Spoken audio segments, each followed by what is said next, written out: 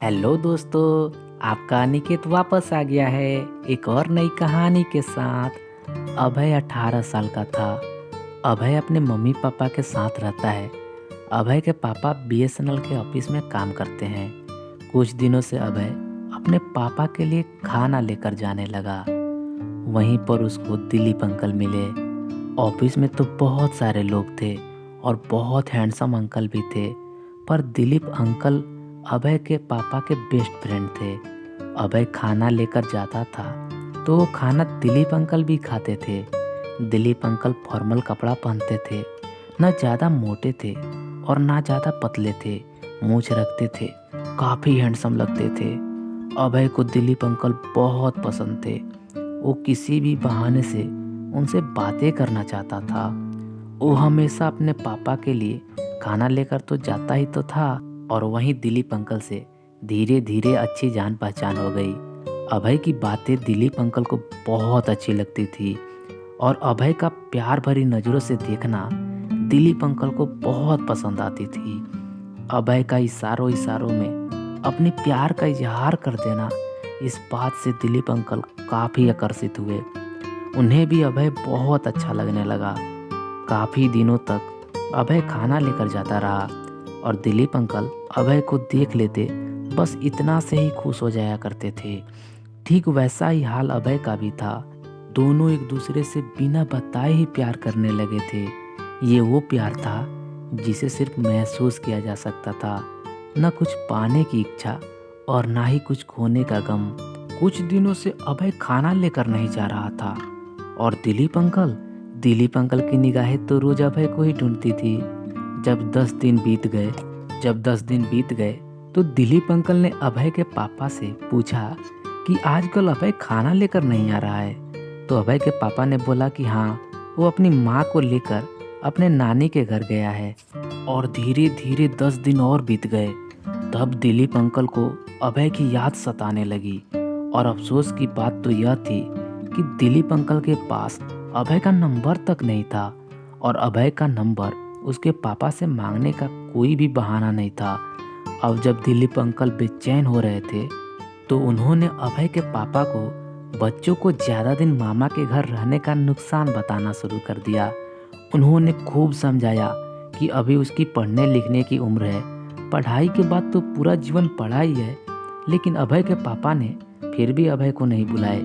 तो दिलीप अंकल को लगा कि कोई दूसरा उपाय सोचना पड़ेगा। तो उन्होंने अभय के पापा से बोला कि चलिए आपके ससुराल से घूम कर आते हैं, आपकी वाइफ भी खुश हो जाएंगी। हम लोग सुबह सुबह चलेंगे और फिर शाम को वापस भी आ जाएंगे। इस बात पर अभय के पापा तैयार हो गए। अगले दिन सुबह दोनों लोग वहाँ पर गए। जब अभय ने देखा तो ये पहली बार ऐसा हुआ था कि अभय अपने पापा से ज़्यादा दिलीप अंकल को देखकर खुश हुआ था। दिलीप अंकल ने अभय को देखा तो अंदर ही अंदर खुशी से झूम उठे। अभय ने दोनों को नमस्ते किया। फिर अभय के पापा घर के अंदर चले गए और अभय और दिलीप अंकल बाहर बैठे बातें कर रहे थे। दोनों को ऐसा लग रहा था कि दोनों कई वर्षों के बाद मिल रहे हैं।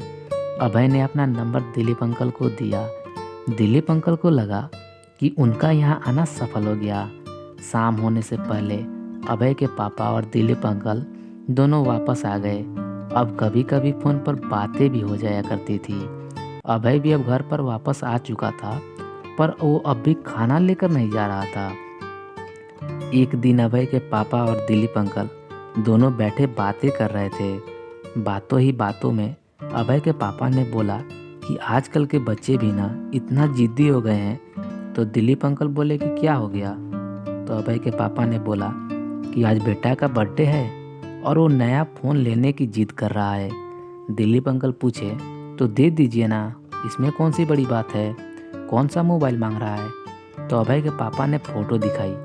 फिर दिलीप अंकल बोले तो क्या आप खरीद कर नहीं देने वाले हैं। अभय के पापा ने बोला कि बिल्कुल भी नहीं, यहाँ से जाते वक्त एक सेट कपड़ा खरीद लूँगा और वही दे दूँगा। दिलीप अंकल के मन में पता नहीं क्या आया। दिलीप अंकल वही मोबाइल खरीद लिए और फिर अभय को कॉल किया कि अभय थोड़ा आइए, बहुत ज़रूरी काम है। अभय ऑफिस आया और ऑफिस के नीचे वाला फ्लोर उस पर कोई नहीं रहता था। तो दिलीप अंकल ने अभय को वहीं पर बुलाया और वहाँ पर बुलाकर उन्होंने मोबाइल अभय को दिया। मोबाइल पैक था तो अभय अभी देखा नहीं था और बोले कि ये लीजिए, ये आपका बर्थडे का गिफ्ट, ये मेरे तरफ से है। अभय बोला कि पर आपको कैसे पता चला कि मेरा आज बर्थडे है? तो दिलीप अंकल ने बताया कि आपके पापा बता रहे थे। अभय ने वहीं पर गिफ्ट को खोल दिया और अभय गिफ्ट खोलकर देखा तो उसमें मोबाइल था और वही मोबाइल जो अभय को चाहिए था। अभय देखकर इतना खुश हुआ, इतना खुश होया कि उसको समझ में ही नहीं आया कि वो रिएक्ट कैसे करे। उसको थोड़ा भी समझ में नहीं आ रहा था कि कैसे रिएक्ट करना है, क्या बोलना है। तो उसने दिलीप अंकल को गले से लगा लिया और धीरे से उनको किस भी कर दिया। दिलीप अंकल का तो मानो पूरा पैसा वापस मिल गया हो। फिर दिलीप अंकल ने पूछा, लेकिन अगर आपके पापा पूछेंगे कि मोबाइल कैसे आया तो फिर आप क्या बताइएगा? अभय बोला कि पापा को बोल दूंगा कि मैंने पैसा जमा किया था धीरे धीरे करके, उसी पैसे से खरीदा हूँ। अभय ने बोला कि सॉरी, आपको तो बताया ही नहीं कि बर्थडे है मेरा, और आपको तो शाम को इनवाइट भी नहीं किया था मैंने। अभी मैं बोल रहा हूँ, आपको शाम को मेरे बर्थडे में एकदम आना है। दिलीप अंकल बोले कि हाँ बिल्कुल आऊँगा, आप इनवाइट करें और मैं ना आऊँ, ऐसा कैसे हो सकता है? दिलीप अंकल भी बर्थडे में शामिल हो गए। सब लोग बर्थडे के पार्टी में व्यस्त थे। तभी अभय ने दिलीप अंकल को इशारा किया और छत के तरफ जाने को बोला। छत पर जाकर दिलीप और अभय ने एक दूसरे को फिर से किस करना शुरू कर दिया और इस बार बहुत देर तक करते रह गए। फिर वापस बर्थडे पार्टी में आ गए और दिलीप अंकल को तो आज वो मिल गया था जो उन्होंने कभी सोचा भी नहीं था। और अब दोनों की प्यार मोहब्बत की दास्तां शुरू हो गई। दोनों रात को खूब फोन पर बातें किया करते थे। कुछ दिनों तक सिर्फ बातें ही चलती रही। दिलीप अंकल को अब अभय से मिलने का बहुत मन कर रहा था। तभी एक दिन अचानक दिलीप के घर वालों को कहीं जाने का प्लान बन गया। सभी लोग बाहर चले गए पर दिलीप अंकल नहीं गए। दिलीप अंकल को मौका मिल ही गया।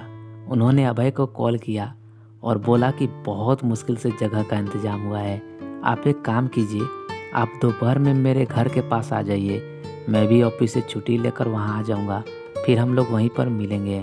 फिर दोनों दिलीप अंकल के घर गए और वहाँ जाकर दोनों ने खूब मस्ती किया और ऐसे ही इन दोनों का प्यार चल रहा है।